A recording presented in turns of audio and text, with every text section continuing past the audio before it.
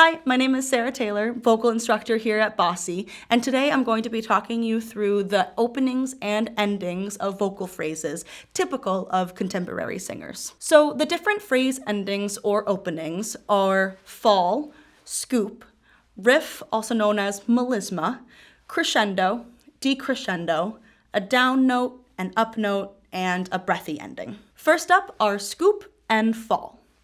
Scooping into or out of a phrase essentially means starting at one note, scooping down, and then back to that same note. Oppositely, a fall is starting from one note, going up, and then back down to that note, or even falling off of that note completely. Think Whitney Houston in I Will Always Love You. She starts off with a scoop.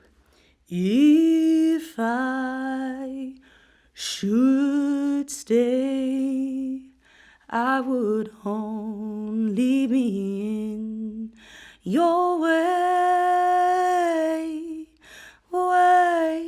And then she does a down scoop at the end, or a fall. Scooping and falling adds dynamic variation between the notes that you sing, making your singing sound even more interesting. Next, we have melisma, also known as riff in contemporary singing. Think Ariana Grande and Mariah Carey. It's quick notes done within succession of one another. A good example of a riff in a song is from Ariana Grande's song Dangerous Woman. Something about you makes me feel like a dangerous woman. Something about you. It goes, woman. All those notes real quick in succession with one another. And some singers can get really crazy with their riffs, going, woo. You name it, some singer can probably riff it. But the trick to riffs is making sure you slow them down.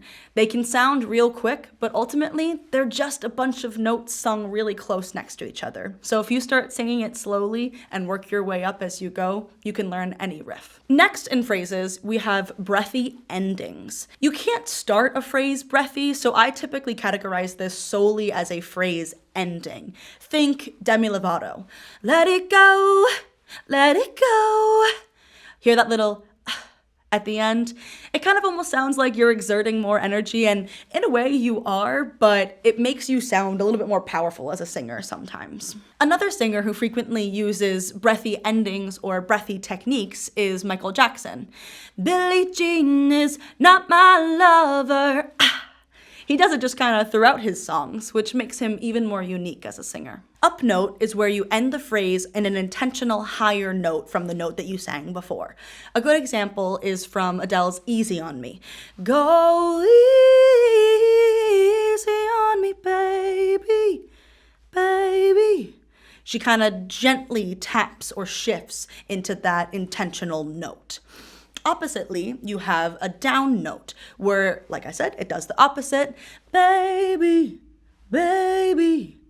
It is an intentional note, not an unspecified pitch like you would have with a fall, but an actual note typically within the melody of the song. Within falling, you can fall into an unspecified pitch, where it's not necessarily a note within the melody, but you just kind of fall off the note, like, ooh. Ooh. It falls off, it's subtle, but there's not necessarily a specified note to it. And finally, we have crescendo versus decrescendo.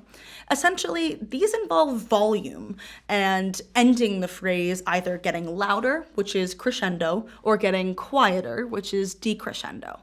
Now, I don't necessarily have specific song examples for this because it can be used in any song and every song, and it's not necessarily always a choice that the singer makes. Sometimes it's something that the production team ends up doing by just turning down their volume. However, as live singers, it's important to understand our vocal control and our volume so we can vary our dynamics and make ourselves stand out as singers. An example of a crescendo is simply just getting louder. And a decrescendo would be start loud and get soft. Nice and soft. To vary your dynamics even more, you can actually have a crescendo into a decrescendo, like at the end of Defying Gravity.